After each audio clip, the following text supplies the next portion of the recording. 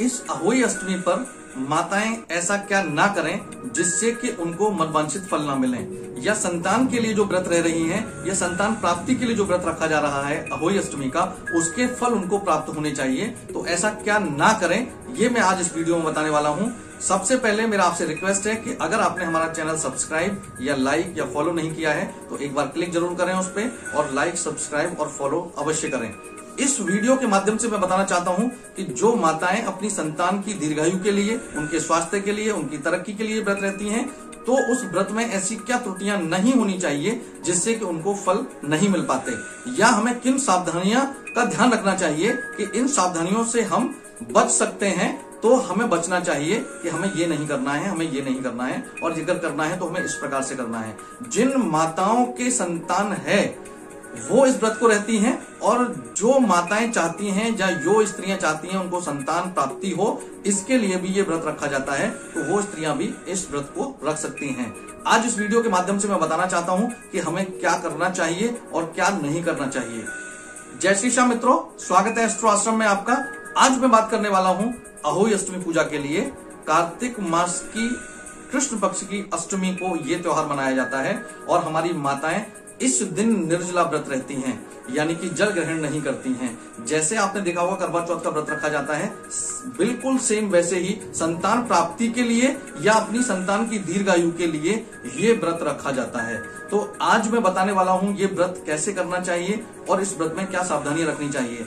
इस व्रत को रखने के लिए हमारी माताएं या जो स्त्रियां अपने लिए संतान चाहती हैं, संतान प्राप्ति की कामना है, अच्छी संतान प्राप्ति की कामना जिनको होती है, वो ये व्रत रख सकती हैं।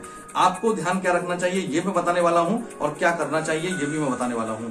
तो इस वीडियो को अंत तक देखेंगे तो आपको पता चलेगा कि हम जो उपाय कर रहे हैं या जो व्रत कर रहे हैं उसमें छोटी छोटी सी गलतियां हमसे होती हैं, जिसके कारण हमें वो फल नहीं मिल पाते। तो सबसे पहले मैं ये बताना चाहता हूं कि इस व्रत को रखने के लिए निर्जला व्रत रखा जाता है। जो नियम है शास्त्रों में वो ये है कि अच्छी संतान, यानी कि एक संतान जिस तरीके की एक माता पिता चाहते हैं ऐसी संतान मिले, इसके लिए भी ये व्रत रखा जाता है। और जो लोग माता पिता पहले से हैं, यानी कि माता हैं पहले से, उनके संतान है, तो उस संतान की दीर्घायु के लिए, उस संतान की स्वास्थ्य की कामना करते हुए, उसकी तरक्की करने के लिए, समृद्धि के लिए व्रत रखा जाता है, और इसमें निर्जला रहने का एक प्रावधान रखा गया है। लेकिन मैं यहाँ एक चीज बताना चाहता हूँ कि किसी कारण से मेरी माता, जो स्त्रियां, या आपको कोई प्रॉब्लम है पहले से, जैसे आपको शुगर का प्रॉब्लम है ना, आपको शुगर है पहले से, डायबिटिक हैं आप, या ब्लड प्रेशर की शिकायत रहती है, तो ऐसा भी प्रावधान है कि आप अल्पाहार ले सकती हैं, या आप कोई लिक्विड भी ले सकती हैं। जैसे आप चाय ले सकती हैं, जैसे आप कॉफी ले सकती हैं, जैसे आप अल्पाहार भी ले सकती हैं, क्योंकि हमारी माताएं व्रत जरूर रहना चाहती हैं। तो ऐसा ना हो कि उनको निर्जला की वजह से व्रत रहने का ये काम ना कर पाए। तो आपको ध्यान रखना चाहिए कि अगर आप निर्जला रह सकती हैं तो बहुत अच्छा है।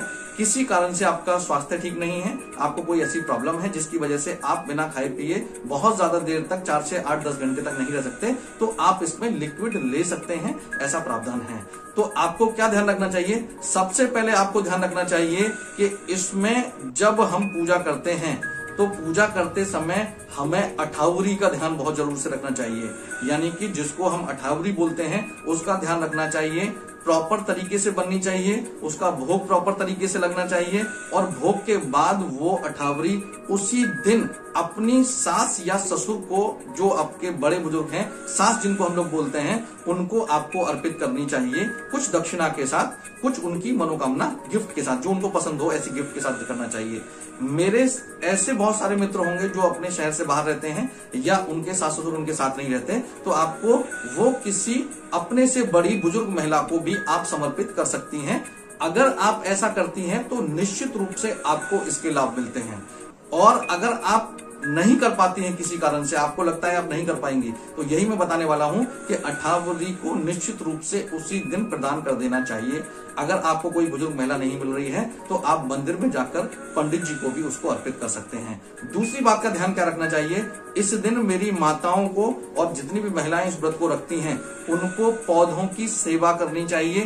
पौधों की कटिंग ना करें, मिट्टी को हाथ ना लगाएं। मिट्टी को हाथ लगाने से मतलब है कि आप मिट्टी को खोदें नहीं, मिट्टी को, जमीन को खोदे नहीं, ये ध्यान रखिए, है ना। हमने देखा है कि हम घर में काम करते रहते हैं, उस दिन तो कुछ ना कुछ करते रहते हैं, तो आपको पौधों की कटिंग नहीं करनी चाहिए, पौधों को जड़ से भी नहीं उखाड़ना चाहिए, और ध्यान रखें क्यों नहीं करना चाहिए ये भी बताता हूं कि भूमि को, मिट्टी को हम लोग माता कहते हैं और पौधों को संतान कहा गया है, इसीलिए। और संतान और माता का ही ये त्योहार होता है। अगर आप इस दिन ऐसा करती हैं तो आपको पाप लगता है, अशुभ फल मिलते हैं। तो आप पौधों की सेवा करें, उनमें पानी लगाएं, इसके अच्छे फल मिलते हैं। लेकिन उस दिन उनकी कटिंग ना करें, क्रॉपिंग ना करें, और उस दिन मिट्टी को भी हाथ ना लगाएं, मिट्टी की खुदाई ना करें कहीं भी, यानी कि आप कहीं पर मिट्टी से जुड़ी हुई चीजें खोदा खादी तोड़ा ताड़ी ना करें। तो इससे आपको लाभ मिलेंगे।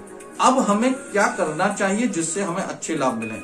हमें लाभ जब मिलते हैं जब हम समय पर चीजें करते हैं और सही तरीके से करते हैं। तो इस व्रत को खोलने की जो विधि है, वो खोलने की विधि ये है कि हम तारों को देखकर इस व्रत को खोलते हैं।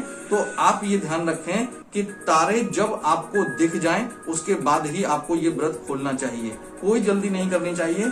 7:30 बजे के बाद आपको तारे आसमान में दिखना शुरू हो जाते हैं अहोई अष्टमी के दिन। तो 7:32 से लेकर 7:35 के बीच में आपको तारे दिखना शुरू हो जाएंगे। इससे पहले भी कहीं कहीं दिखेंगे, कहीं कहीं शहर में, लेकिन 7:10 से स्टार्ट होगा। लेकिन नॉर्मल अगर मैं बात करूं तो पूरे भारत में 7:30 से 7:35 के बीच में तारे आपको दिखने लगेंगे। तो आप तारों को अर्घ देके इसका व्रत खोला जाता है और अर्घ देकर ही व्रत खोलें। व्रत खोलने की विधि मैं बता देता हूं आपको कि आपको व्रत जब खोलना है तो आपको व्रत खोलने के बाद आरती जरूर करनी चाहिए। आपको चंद्रदेव की आरती जरूर करनी चाहिए, या आपको जो भी आरती आती है, चंद्रदेव की आरती आपको नहीं आती है, जो भी आरती आपको आती है वो आरती जरूर करनी चाहिए। आरती का मतलब होता है कि मैं आपका बहुत हृदय से सम्मान कर रही हूँ, इसलिए मेरे बच्चे को, मेरी संतान को या मेरे आने वाली संतान को आप आशीर्वाद दीजिए। तो इन बातों का अगर ध्यान रखेंगे तो निश्चित रूप से आपके बच्चे को दीर्घायु, समृद्धि और स्वास्थ्य अच्छा मिलेगा। और जिन माता को, मेरी बहनों को संतान नहीं है, मन वांछित संतान भी उनको मिलेगी। जय श्री श्याम।